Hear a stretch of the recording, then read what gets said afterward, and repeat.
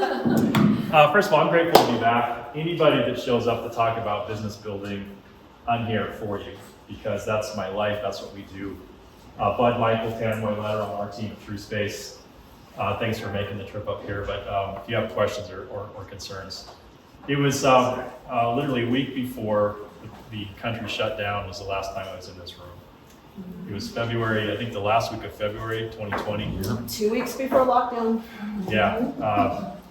Talking about things that have changed since then, right? It's just, we were just talking this morning about passing out a business card or whatever.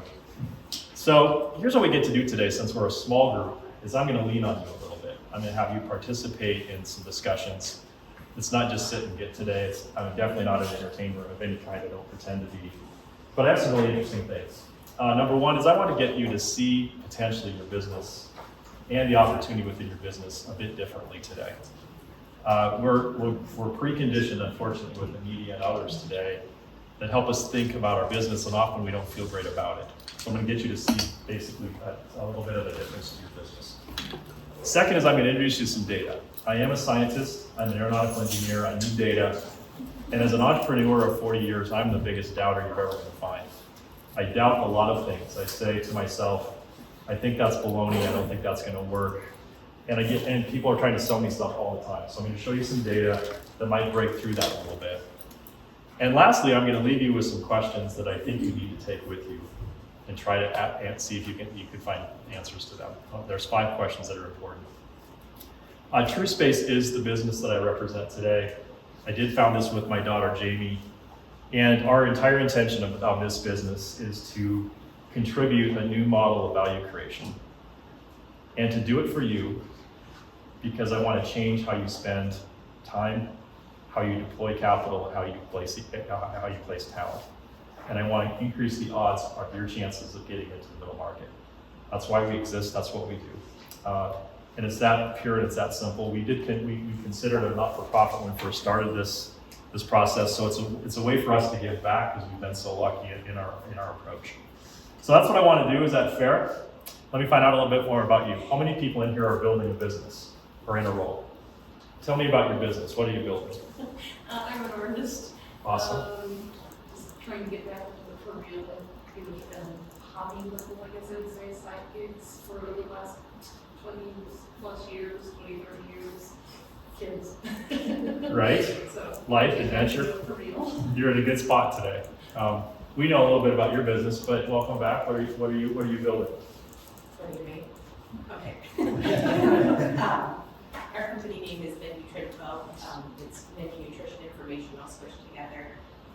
We do nutritional analysis for restaurants, food allergy training, and food allergy certifications for the food service industry. We had the pleasure of meeting Charles in 2020 and Yes. enjoyed his program. And have seen the benefits from that. It's very exciting. So Claire is, she has superpowers, clearly.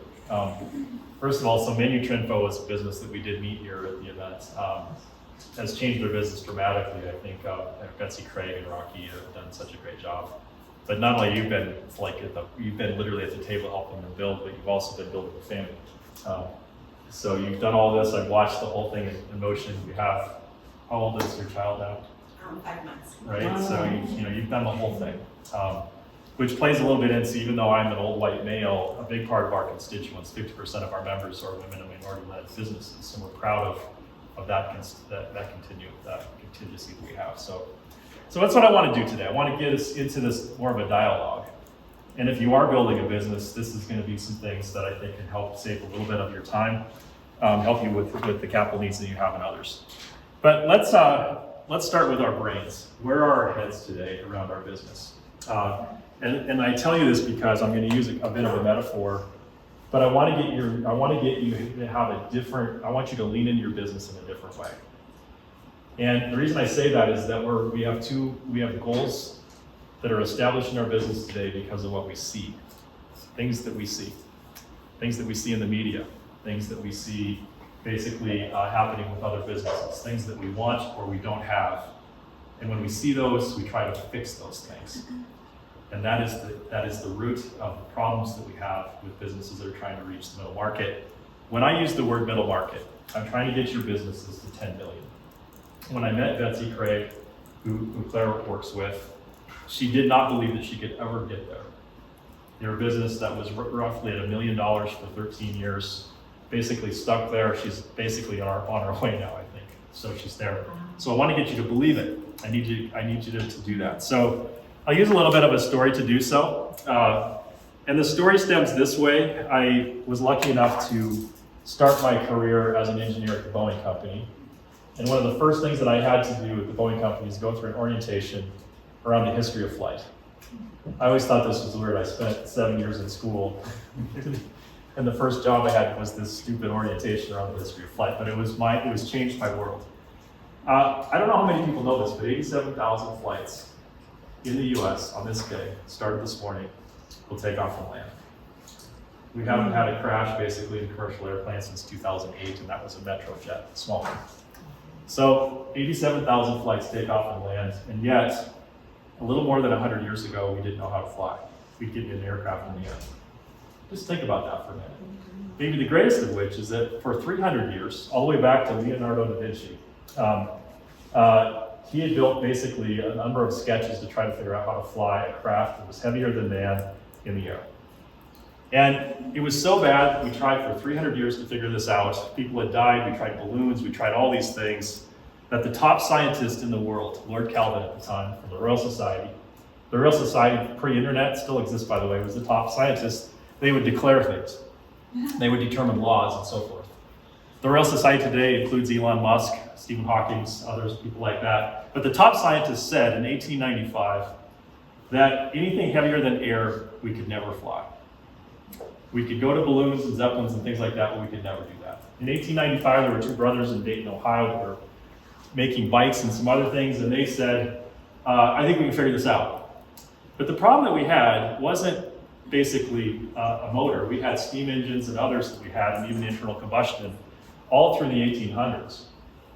The problem we had was getting it up in the air, but the biggest problem was navigation. So we'd get it up there, we wouldn't know, you gotta go from point A to point B, 87,000 flights have to take off and land. So why is that? Why did we have so much trouble for 300 years? It was the last big thing we invented for the most part in the Industrial Revolution. It took us forever to figure this thing out.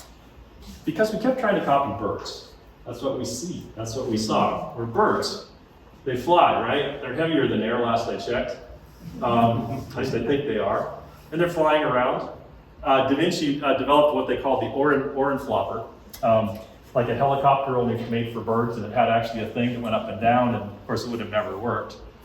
But the issue that we had is that we kept trying to copy it, and the more we tried to copy it, the more problems we had.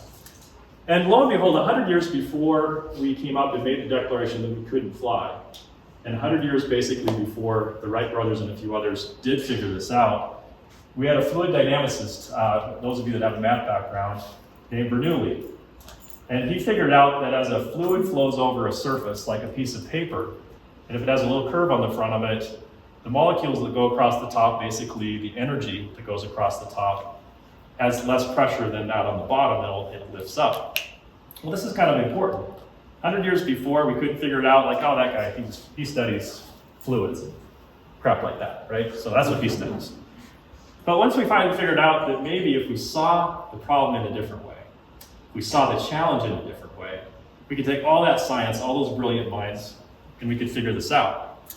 So somehow, somewhere, nobody takes credit for this, but we started looking at fish, not birds.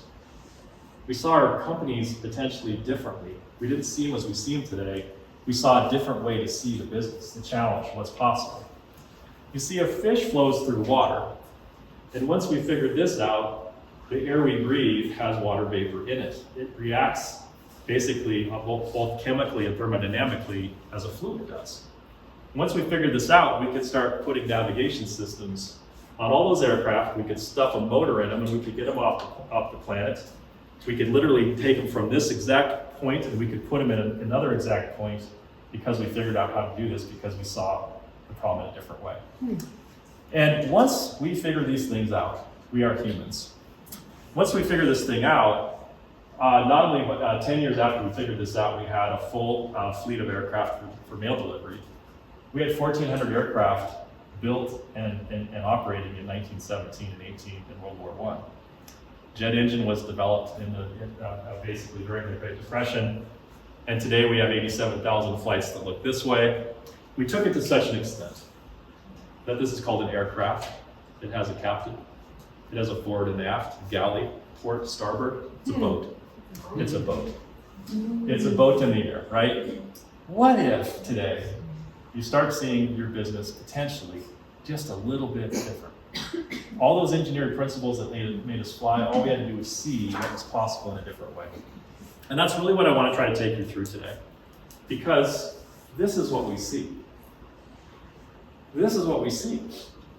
Every flippin' day, we as entrepreneurs, unicorns, 100% growth year over year, capital raise.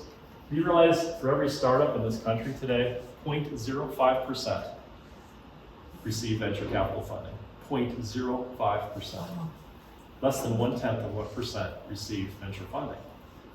In our model, 4 out of 5 companies that make it to 10 million are bootstrapped businesses.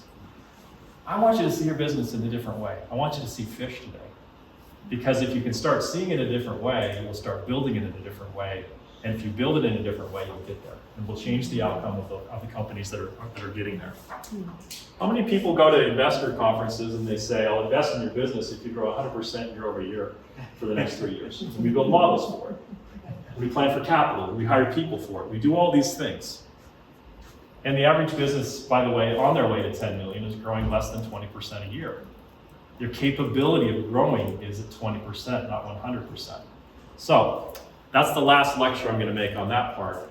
But let me bring you through to reality. Truth, right, basically, is a big part of TrueSpace. There's 6 million firms in the US today, according to the US Small Business Administration, and they're taxpayers. Basically, we track your taxes. If you're in business today, even if it's an art business and you're just getting it started, they're licking their chops saying there's taxes coming to us, right? We can start tracking basically the way you're paying your taxes. But there's 26 million businesses that are registered. 6 million are employers. So there's 20 million businesses in the US that have less than 5 employees or sole proprietors. Think about the difference in mathematics between those. There's less than 1,000 businesses in the US that operate with more than $1 billion in revenue. There's only about 340 to 360 unicorns. Think about this just for what we hear versus truth of what's going on, and yet we keep trying to copy this. Elon Musk does need to sleep. He doesn't read 100 books a year. All this stuff we hear is directing us in a place that we don't want to be. There's 3% of US firms, 180,000, that finally get to the middle market. Our objective is to get you there, or get you prepared to at least think about getting there, because it's very possible. And when you're there, you can do things that you can't even fathom today. I've built 3 businesses past that, and the beauty of getting your business to past 10 million are the things you can do for your people, the things that you can do based on your purpose. And that's what I think is possible for us. So, last but not least, we're going to talk about endurance today after this first part. I want you to think about how much of a possible relief this is versus a weight. That the average business in the US that finally gets there, the 3% that finally get to 10 million, have been operating for 12 years. When we met Betsy, you're in your 13th year now, right? Is that right? 13 years. And we're starting to see now some real changes in the way the business is. But that's such a value to have 13 years of learning underneath our feet as we make these decisions. All right? So now let's just talk a little bit about where you all potentially sit. Of the 6 million firms in the US, 40% of them are between 1 million and 10 million. 15 to 150 employees if you look at employee counts. And that's the people, if you're driving down I-25 from here to Denver, people commuting to work, 4 out of 10 cars, think about this, are going to companies like yours, like mine. They're not going to the big businesses. There are not that many big businesses. They're going to businesses just like us. So what if we could change the outcome in these firms? So let's talk about some truth real quick. This is what we believe now after a decade of research and the things that I'm going to show you here in a few minutes. I know it sounds like Captain Obvious, the first one, but it is a profound notion.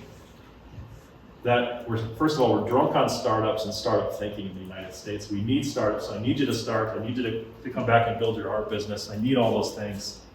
But we got to get to a place where we're doing a different job. And building a business is a different job than starting one. It's dramatically different, not just a little bit dramatic. And unless you're ready to do a different job, you really won't build a business. You just stay and start. I do get a kick out of some of the media when they talk about the $200 million startup. That's not a startup. Sorry. If they are a startup, bud, we're in big trouble. That's all I can tell you. But that's not a startup. They just want to be sexy. It's like when you use the word startup, you're like in the club. You're young.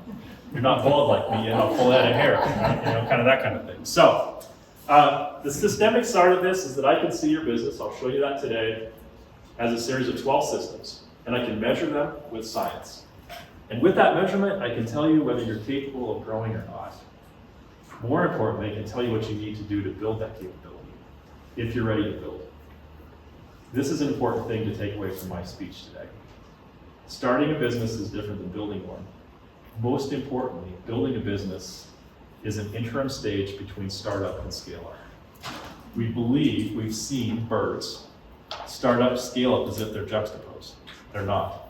There is a distinct stage between those two where you now have to build the capability to scale. That's TrueSpace. That's what we're calling business builders today. The primary role of a business builder, assuming you choose to do that, is to create operational capability to become predictable. Predictability is the greatest value creation device in a business for you. Value, possibly if you're going to sell it. Value if you want to sleep at night. Value if you want employees to see you as credible. That's where value comes from, is predictability. That's the most important thing we're going to build. Not fast, not quick, not more, not unicorns, predictability. That's going to be my theme for the rest of today. And last but not least is that there's 5 operating conditions that I'm going to show you that can help us put this into a narrative for us to think about it. But maybe more importantly, when I talk about your time, where should you be spending your time? So that's what I want to do now. This was us basically 2 years ago. We put a few more dollars into the investment with our friends from Gallup. But we announced this on February 20th, the week before I was here. Yep. Had no idea that the nation was going to shut down. We also didn't know, after we had spent a lot of time and money, Tanner is our CFO at TrueSpace, knows how much money we've dumped into the Gallup relationship. I didn't realize after doing all that we had to defend the research. Bud was with us back there too. And I really, you have to defend the research? I thought we just paid for all this research. No, Charles, you have to stand in front of the media, the public, and academia and defend it. So we did. We defended it. Luckily, the New York Times picked up it, exclusive and so forth. I get to tell you the story behind that now. But I want to tell you what's really interesting is we did all this. The nation shuts down. And imagine for a minute walking into the emergency room of a hospital where people are literally, potentially dying or whatever, and offering a wellness program. That's kind of where we were at the pandemic. Would you like to talk about some research? hemorrhaging. Yeah, you can help me with my PPP, whatever. But yeah, so we got a little retooling to build up on this one bit. So I get to take you through that. So let me jump into the study of where it all started. We decided to study with real rigor a set of companies just like yours. And I want you to know, Claire, you did a chance to appreciate this, but had Venue Trendfo been one of our companies, we would have, just like we do today, we would have lived in the office, so to speak, with you, watching all kinds of things take place. But what we did is we would have met with Betsy Craig, who's the CEO, and kind of made a deal with them. We would put a $50,000 coupon into the business and return complete transparency. Well, on the surface, it sounds great. Okay, yeah, I'll do that. Yeah, sure. Sure, Charles, I'll let you do that. But we come back and say, but let me tell you what transparency means. I get to talk to all your employees. I want to talk to your customers that purchased your product or service, the ones that didn't. I want to be at the board. I want to understand decisions that you've made, things that worked, things that didn't work. I want to study it ethnographically, which I'll talk about in a minute, in depth for 4 years. It took us a while to get this together because after a while, we got, I'm kind of busy. In fact, I'm getting my hair done. Maybe you can do this later, but I don't think I want to do that. But we got 150. Very interesting part of the economy between 2014 and 18 We used a couple constructs, but the more important part is where the businesses started. Distribution of these businesses was really tight, so we could follow them and see what was changing in the business over that period of time. So keep in mind, there's 150 of these companies.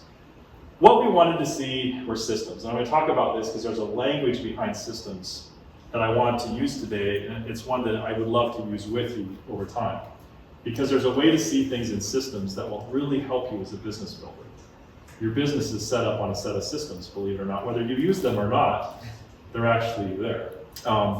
So seeing a business as a series of systems was for this purpose, and that is patterns of behavior.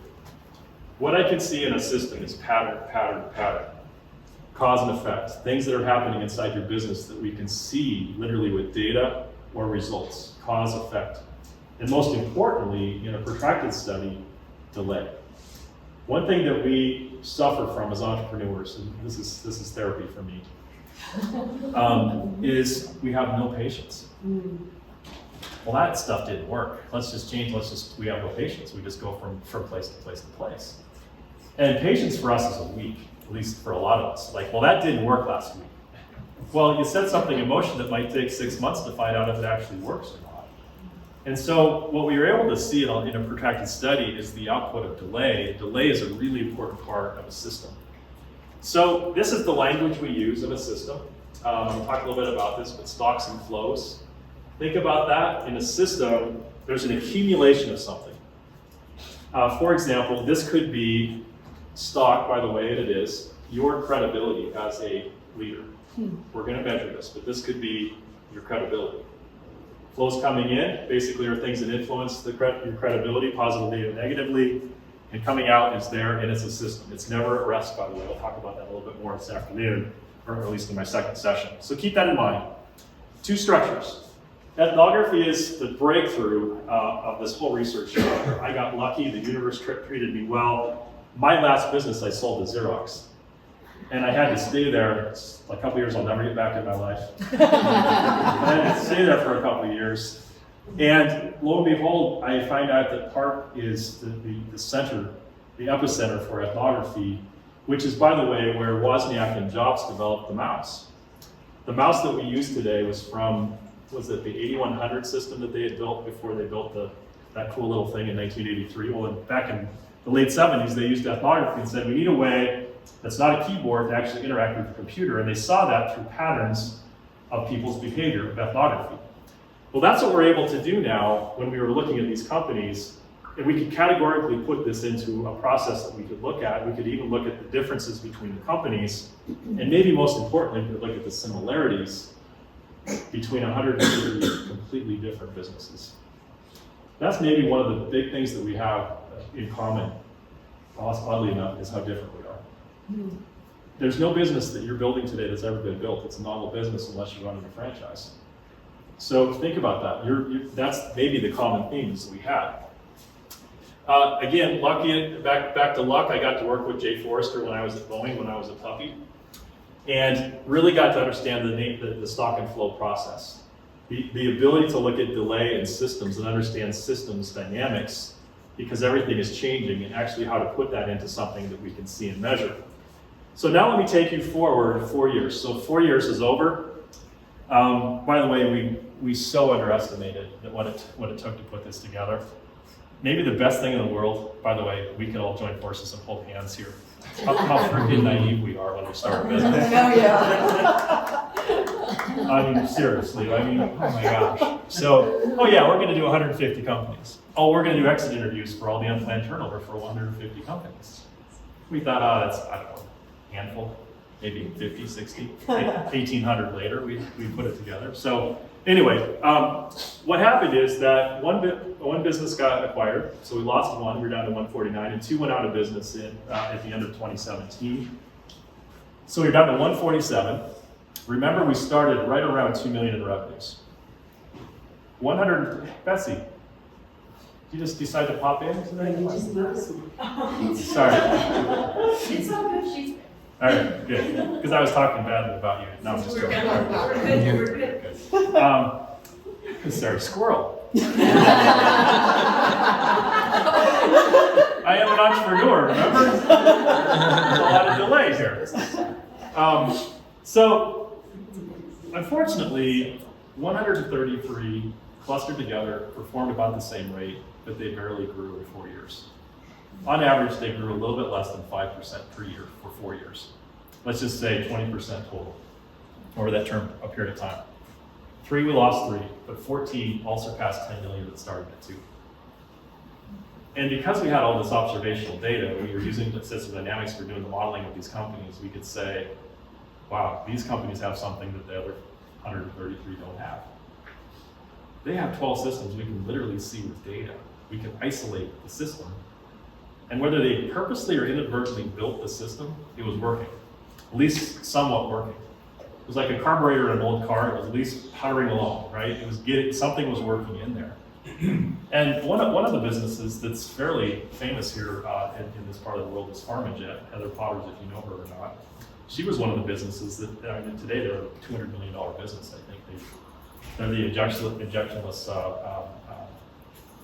COVID helped a little bit there. So, the long and the short of it is we had a model now that was so dramatically different between the 133 and the 14 that we thought we found a breakthrough. And we wanted to take that data and put it into something that we could use. But now we had to go from qualitative to quantitative. We had to now do the real math hard work. And I wasn't capable of doing that. So we basically brought on Gallup to do this. And we put it into this framework. These are the 12 systems. Hopefully you have that handout. If you don't, I have plenty of them. We planned for 100 people to be here today, so I printed 100 pieces of paper that need to get recycled today. But this is the 12 systems. Remember stock and flow? Every system has both. Focus is a system. It's not an event. It's not an action. It's a system that is governed by 4 things that change its value. The market you serve, not refinement, back and forth. The customers that are in there, the type of customers, high value or provisional. The point of view you have and the talent that's working in there. That constantly changes your ability to focus. And focus, by the way, is one of our greatest challenges. I talked about this before, remember? Well, bird, squirrel. This is our problem. So hang on to these. I'm going to come back to them in just a minute. But let's just make sure we really ground ourselves in what did we find? What did we see? What did we find? The human body has 11 systems if you're a medical professional. And in the medical profession, the systems are very similar to what we determine inside of a business like yours. And let's just take the respiratory cardiovascular system within the human body and break it into that same framework and just take a peek at it. This is the same framework that we use. We call it the 5 conditions framework. But this would be, if I looked at that system of the human body, and I said, the Socratic question is, can we continuously provide oxygen throughout the body? The Socratic question for alignment is, are we capable of actually growing? Pretty important question, right? Versus all the other noise. Second is, there's an operating condition, circulation. The operating condition that we put on the top one is alignment. It is a condition. It's something that has to exist before something else can happen. Circulation is pretty important, last I checked, as we think this through. And there's 2 systems that we can look at, stocks and flows. System 1 is your heart, your cardiovascular system. You've got tired blood coming to it. You've got blood pressure, viscosity, and probably have temperature. I probably missed one in there. Actually, your temperature drives up basically your ability for your heart to work. But it works in that same operating condition with your lungs and your respiratory system, system 2, and it's changed by the arterial blood and the air that you're breathing through your lungs. That's the way the framework works for the 12 systems that I can see in your company. And I can't be as scientific as maybe a doctor looking at your blood work, but we can be pretty close. And I can determine with the 12 systems whether you're actually capable of growing your business or not. So just think about that for a minute. If we can have some science, if we have some data, we'll see fish, we'll see opportunity, we'll see what we should be working on, versus our to-do list that we get up with every morning. Things that are like urgent, all of a sudden you gotta fix something. You're taking a trip, have you ever got on an airplane and wondered, why am I taking this trip? I want to basically help you with those kinds of questions that you're asking yourself. So this is part of our framework. The top end, you can see it's got the same flow. Is the business capable? Alignment, the 3 systems are direction, focus, and structure. The direction system may be the most important thing that you do. It basically determines why you exist as a firm, and every resource that you have in the business has to be arbitrated by that question, by the reason. So, think that through. I'm going to try to describe a little bit of what this looks like.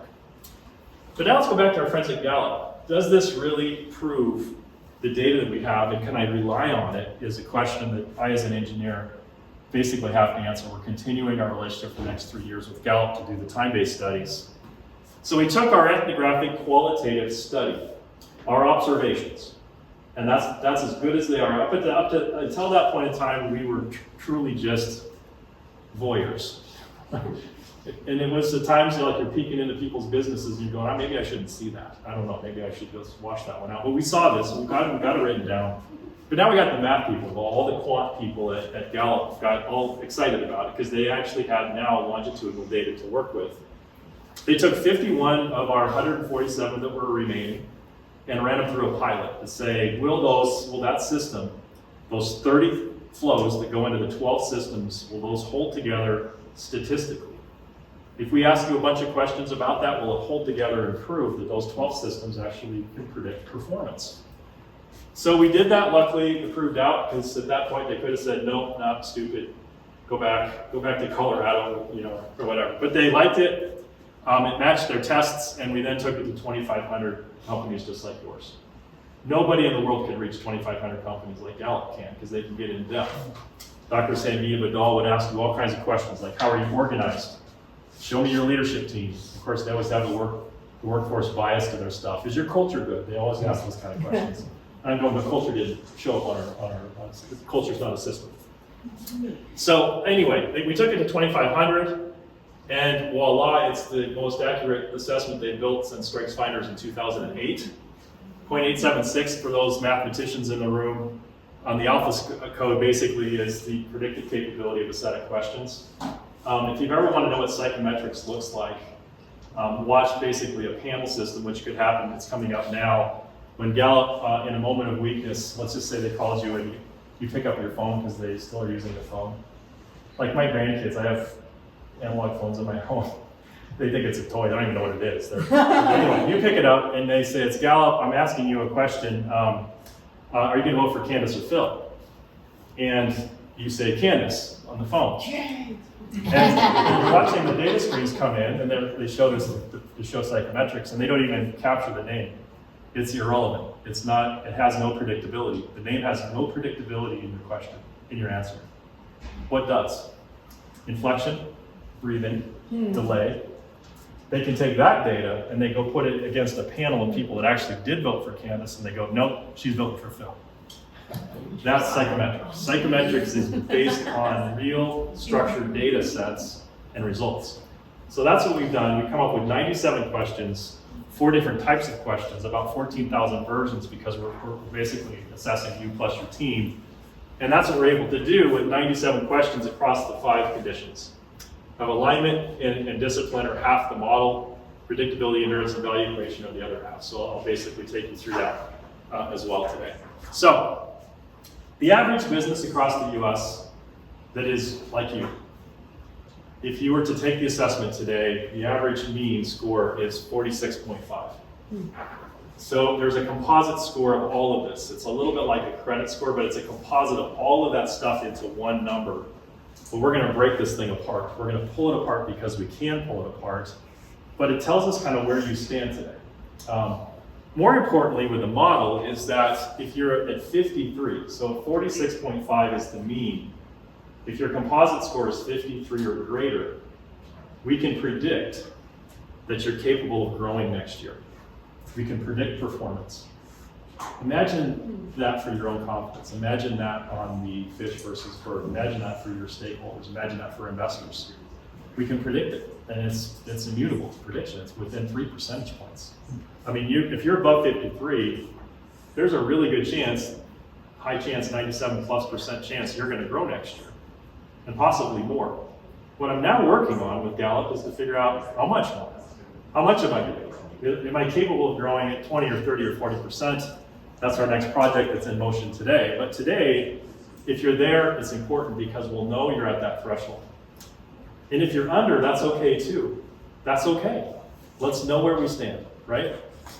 So there's 3 stages that come out of the data set. And this is an important set because in my room, or in this room, I was distracted by CEO Betsy Craig, who started in the emergent class down here when we started with them, below 53.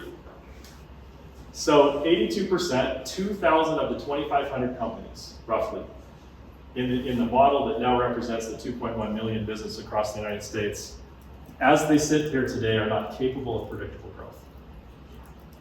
And you may be one of those, but let's know the answer to that damn question.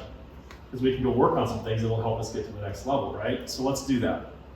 Today she's at the benchmark. She's a Business Builder Award recipient. But, so 82% fall there, 2,500 companies, 2,100 are there. 15% fall in this really weird place, which we want to get you to. How many people have remodeled something in their house recently, by show of hands? What did you do in your house? I gutted my bathroom. Oh, this is awesome. Who else? What did you do? Bathroom. Bathrooms are off. Bathroom. Kitchen walls, right? Remodeling is, we couldn't find a better term for what we saw in the data. Is that you need another bedroom, something's got to change in this company if we're going to grow. We kicked down a wall, we fixed the bathroom, we built an addition, we did something in the business that's literally structurally we can see the change. I have to tell you, and Bud and I are doing a lot of work with our companies, but the first big change is that you have to bring somebody in other than you in remodeling to capture new customers. Because if you don't, you're stuck. You're pretty much stuck. You basically reach the limit of your growth. But 15% fall into here, and in our scoring system, it's between 53 and 62. I know when you're in there, I can feel it, I can sense it, and you can feel it and sense it, especially after I show you the data that's there that shows you the 12 systems and what you're doing within the 12. But then there's a benchmark that's 3%, a little bit more than 3% of our model, that Gallup had built for us to compare your business against aspirationally. And they score basically above 63. Most of them are in the mid 80s, and we're doing a rescoring now. It's going to increase, by the way, Betsy, that number. I'm raising the bar on it. So what they do, since Gallup has the capability of doing this, they go to 120 designated firms that are part of their panel. Research firms have panels. Like Nielsen has a panel of people they call and ask about TV programs. Gallup calls your firm because you're in their panel, they pay you, but you have to give them transparency. So to be in the benchmark, you have to be in the last 48 months, you had to have been between 1 and 10 million. So let's just say if you're in the benchmark 4 years ago, you were, let's say, 3 million in revenues. Today you're at 32 million in revenues, 4 years later, to be in the benchmark. And you have high aspiration or high 5CA scores. So there's a way for us to see those 12 systems and compare your 12 systems against theirs and start making some determinations. The way this plays out is I'm just going to show you some screenshots of our data model of what we would do with you. So the first thing we want to do is get basically where you are. At 54, you're 1 point over the marker there, and you're in remodeling. So that's where we start. It's the surface level. It's like saying my blood pressure is X and Y. But the next thing we do is we start taking the model and putting it into a shape, a visualization of the 12 systems. Remember the 12 that I started with a few minutes ago? Is that focus, mission, structure, and so forth are down there. And the outside gold area here is the benchmark, the band of the lowest performing 120 that Gallup has, and the highest performing is at 100. So aspirationally, I want to get you here. Your purple shape is your business. It's like those old commercials, your brain on drugs when they drop the egg in the thing or whatever. Well, that's it. So this is your shape of the 12 systems. You've taken the assessment, so is your leadership team, or people that we deem to have an influence over your business. And that's you. That's your first picture of your business's capability of growing in a predictable way. And the beauty is that the white space between here and there is where we want to start working. That's where we want to start working. You know, it's not like there's no bad score, there's no flunking. It just says, you know what? I really got to work in this accountability system over here. And accountability is a system. It's not an action, it's not a declaration, it's a system. So, that's where businesses start with us. This is where they end up with us. And this is a business for 2 years that has averaged 38% year-over-year growth. It's a company called Visible Network Labs. They've had about a 3 to 5 million increase in enterprise value during that period of time. And they've taken the shape of the benchmark companies. They're operating in a balanced form across 12 systems. They measure the 12. They know what the 12 are. They know that they haven't been perfect. It's been tough. It's been the middle of COVID, for crying out loud. But this is what we want to do with your business, is change the shape of your firm and have you see it and be able to see it now as your business increases capability. A company that's growing roughly 40% a year is a really, really valuable business. Really valuable business.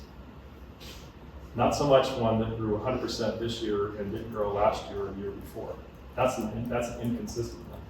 But this one basically in 2.5 to 3 years will double in size, and will double every 2.5 years.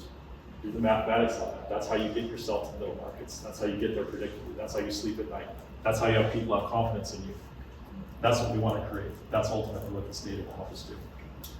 So, last but not least is how do we act upon it? What's the action? What do we do? Remember the flows, the things that change the value of this. So focus, mission, and structure are the systems, right? These are the things that change the value of that, and we know the composite score, the aggregate score here now, of each one of those. So I know, in this case, that market, what you plan to validate your mission with and when, and others are where we want to start, but basically, customers' point of view and talent up in the focus structure are the first places we want to go work on. Because that will determine where we're going to spend time, capital, and talent. It changes that game pretty quickly. So we know that from the very beginning, and that's the thing we're going to go back and rescore. We'll rescore once you get started, probably every 6 to 9 months, because I want you to know whether it's working or not. Why would we wait to find out? I really want to do this like every 3 months and say, working, not working, this is working, let's change, let's modify this, let's not wait, we don't have time, we don't have capital to wait a whole year anymore. So, my last 2 things that I want to give you are some things that I think you can take with that framework that I left in your lab. And then I think I tried to leave enough time for some questions. Just some dialogue between us since we have some. Is that okay if we keep going on this? Yeah. Do we have time? Yeah, you're the next session, so you're just cutting into your time. Well, in that case. All right. So these are the top Socratic questions that basically go with each one of our conditions. Are you capable and ready to grow? It's an interesting question. It's funny, Jamie did the research on this, but very few investment meetings ever talk about capability of growth. They talk about how much you're going to grow. It's like, well, how much are you going to grow? Well, I don't know, are you actually capable? Can you intentionally repeat the performance of capturing and keeping a customer? The repeat performance of those 2 things actually is the way you grow. It's not some quick big thing. It's not one deal. It's a repeat performance. One of the things that we use as a metaphor with performing arts, going to a musical and watching that basically performance every single night. Imagine if your firm had that level of repetition in it. Every day you knew exactly who was doing what the roles were, where the uniforms, everything. Imagine that for a minute. So that's what we want to get to. Are you and your decision makers continuously learning and adjusting from the operating results? Learning is the fundamental part. If you look at the rubrics on the back of that page with the model on it, with the framework, learning is the key. If you want to grow, you have to learn. And you have to be tough on learning because your business will teach you, as I'm going to show you in a minute. Stakeholders, employees, investors, they have to get ready for 12 or more years. Some of them are already at 20 to 25. We're going to talk about that after this session. And then is growth increasing the value of the firm? It's incredible how many people have grown their business, and I will tell you, I'll go back and look at it, and it's not worth any more than it was when it was smaller. It's just bigger, it's just fatter, it has more expense, more payroll. But is it worth more? We want to make sure whatever we build creates value. That's a really important part of this. And so the last thing I'm going to leave you, and that's what I want to open this up to some discussion, is your business is ready to teach you if you're ready to listen to it. It's dying to tell you what's going on. It's got 12 systems that's just screaming to say, this is what's working, this is what isn't working. This variable doesn't equal this, the equation doesn't match. These customers are basically taking your time and believing no value. It's dying to tell you what's going on, but you've got to listen. And I think the framework basically gives you a chance to do that. The framework gives you a chance to see your business potentially in a new way. Metaphorically, to see it as a fish, not a bird. And all you have to do is a little bit of difference, because in that metaphor that I used, imagine all the science that we had, only one thing we had to do is say, well, what if we're flying through water versus gas? And all of a sudden we knew how to fly 300 years later. It's that close to you. That's where it's at. So let's, I hope you have some questions. If you don't, I'll give you some, or I'll ask you some, or put you on the spot. So, yes. So I realized now that I actually heard about this when it was very young, so it was before COVID. I heard of the woman who was doing it, and I didn't realize at the time how new it was. We were puppies once. Yes. Yeah, yes, and I heard about that. My question is, does it work for microscopic businesses? Because I always tell, I teach pricing, and I always tell my clients, like, hey, it's better to fail on paper first and realize that price isn't going to get you where you want to go. So does this work for microscopic businesses for us to realize, like, Yeah. you're not going to get there? I got to be really careful how I say this. Seriously, size doesn't really matter on this. What does matter is the stage of the company. So I'll give you an example. We've had companies that have no revenue, but they're ready to replicate the product and service. They're ready to do basically. If I look back here, they're basically ready for number 2. They're ready to replicate finding and keeping a customer. But if you're still ideating, you're still thinking about what the offer is and pricing, and if you're just not ready for this, it will kill you. It'll just squash you. It's just too heavy. It's like too much weight in the weight room. You just can't lift it. But again, back to size. If you're brand new, come back later. But if you're ready to go find more customers that want you need for your product or service, we're perfect, because it will help you be really efficient with your time, your capital, and your talent. And that's what this is all about, is how do we do that? We only get 24 hours in a day. If you're off 1 or 2 hours in a day, think about that. Just do the math on that. It's mind-blowing. Yes? Can I change my question then? Yeah. Because you make an excellent point about the size. Does this work for solo workers? I would say no. Let me tell you why, but let me give you a rationale for it. Principles will work for you. But a big part of this, the objective of the original research was to get you to build basically a business that can scale and grow. And inherently in the concept of a solopreneur is that you stay solo. So the way I'd like to say, if you're ready to come in as a solopreneur but have an ambition to build a business, it will work really well for you. If you want to stay by yourself, it's too much. It's literally too much. And we've learned that a little bit of the hard way, because we want to help everybody. I mean, seriously, who don't we want to help? Your business builders, you've taken the courage to go build something. I want to be there for you. But we ourselves have to follow our own model. And our model is, if you're ready to go build that company, build that team, this could help a lot.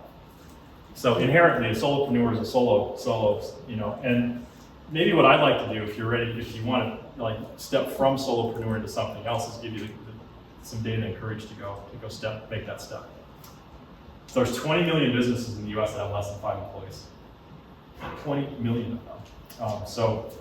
So somebody's doing something right, because there's a lot of our economy is right there. So if you love what you do and you're doing it by yourself and so forth, keep doing it. So, does that help? Okay. Yes, Candace. Just a comment along that, as duopreneurs, the confidence to hire comes from the predictability of the business. And that's a lot of what Charles is talking about, it's like, if you can intentionally repeat customer acquisition and you know what the process is to do that, and you have a predictable revenue model, then it's easier to start to grow. So it's like some of these conditions become necessary to build the confidence in your business. Yeah, agreed. Who else? Other questions? Yes. Great name, I'm Charles as well. Thank you. And there's a king named after us now. I'm curious, in perhaps your last slide was kind of a hint to this, but as you're working with companies and leaders and key stakeholders, where are you seeing the biggest resistance to the data in terms of finding their path? Well, the data actually is, the purpose of the data is to help with the resistance, because resistance is big. If you read Stephen Pressfield by chance, he's one of the more famous writers for movies and stuff, and he was a starving writer.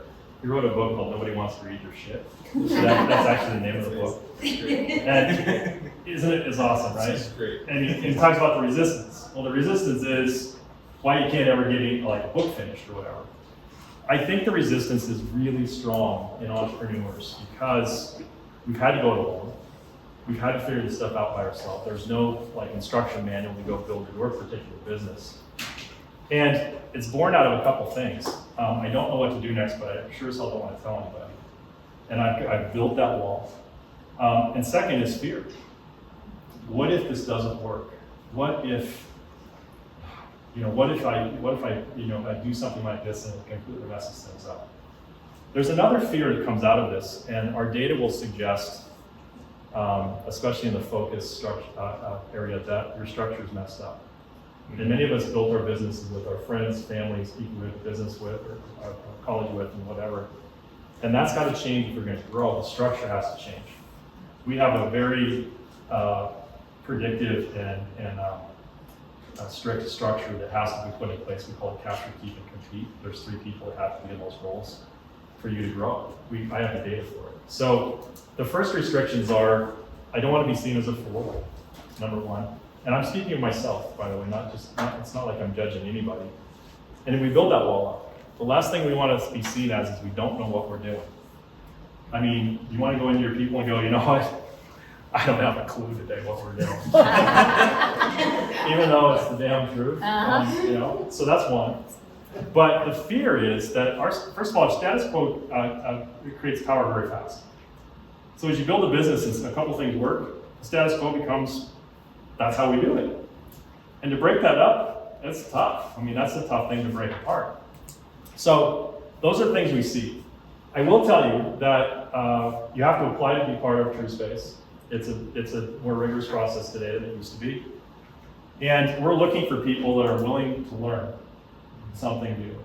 Because if you are, it's a great, great spot. But if you're there to validate that you're doing it great, we've had a couple members like that, like I'm crushing it. The scoring says I'm crushing it. And I'm like, no, actually, So I hope I answered your question, but the resistance is something that we're ready for, but I think the science and the data help us a lot. So you can say, that's me and my business on the 12 systems, good or bad. That's where I start. And I can start seeing things change. So let's hope it's that case. But at the end of the day, our model is a change model from to. I want you to go from here to here. And I want to change where you're spending your time, the type of capital you're using, if you're using capital, and the talent you have. I want to change those 3 elements because they're the finite ones. Most importantly, where you're spending your time. So, okay. Who else? Hey, Rob. Just curious, Yes. how many employees does TrueSpace have? What do we have, 9? 7 people. Yeah. Just curious. Yes. And we follow our own model. We are an emerging business. So, you have to eat that stuff too. And we're emerging almost in an intentional way. So you join TrueSpace today, mostly it's a membership model, but you join us for the data because you need that. But you stay for the community. You're connected to a very tight group of 70 or plus entrepreneurs like yourself. And you can have open discussions. We have these discussions on the economy where people get to share what they're seeing with real, trusted conversations versus having a panel of people and so forth. But so we probably will grow a little bit bigger, but we did this in large part to be a beacon for you, not to be you. I'm not coaching, I'm not facilitating, I'm not doing your job for you. I just want to be something that you can look at and go, that's what I want to go do. And so we don't have an ambition right now, an aspiration to have hundreds of employees like I've had in my past. So good question. Anybody else? Yes.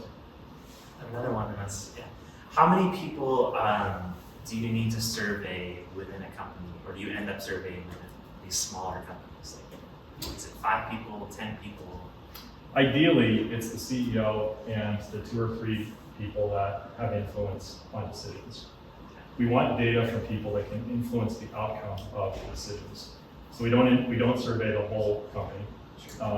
We don't need that information. The assessment tool is built a little bit different for the CEO because we ask some different questions, including legal structure, some other things that are there. But that's typical. I think our average is 4 or 5. Is that about right, bud? Yeah, 4 or 5 people. Think about people that influence your. So by the way, they don't even have to be an employee. They could be a board member and others. We'll talk about stakeholders here in a few minutes. If you stick around for that, I'll walk you through that. But that's what you get, and that's called a composite score. Well, if you're the CEO, we'll pull your score out, by the way. From a scoring perspective, I think it's 15 or more, between like 15 to 20% more optimistic about the business than the team is. Which, by the way, is a message because often we'll see, like you're 100 miles in front of me, and I'm working for you. I'm like, hey, what about us back here? You keep forgetting us, or you keep coming up with a new idea every day. You can't imagine this like that. Yeah. Well, you guys have been great. I think I'm over my time, but keep building whatever you're building. I'm so proud of the courage that you have to do so. And if you have any questions, make sure you reach out to me. All right.